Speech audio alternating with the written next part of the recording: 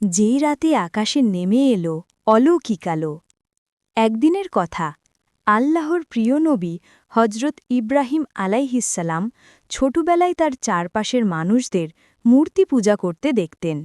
তিনি ভাবতেন, এরা কি সত্যি আল্লাহ হতে পারে? এক রাতে সবাই ঘুমিয়ে গেলে তিনি আকাশের দিকে তাকালেন। তিনি একে একে তারা, চাঁদ আর সূর্যকে দেখলেন, কিন্তু প্রতিবারই বললেন, এগুলো আমার রব হতে পারে না, কারণ এগুলো তো হারিয়ে যায়। ধীরে ধীরে তার হৃদয়ে পরিষ্কার হয়ে গেল, আল্লাহ এক, তিনি চিরস্থায়ী। এই সত্যে জানার পর ইব্রাহিম আলাইহিসসালাম সাহস করে তার জাতিকে বললেন, তোমরা যে মূর্তিগুলো পূজা করো, এগুলোর কোনো শক্তি নেই, শুধু আল্লাহই সব কিছুর মালিক। তার এই কথা সবাইকে অবাক করে দিল।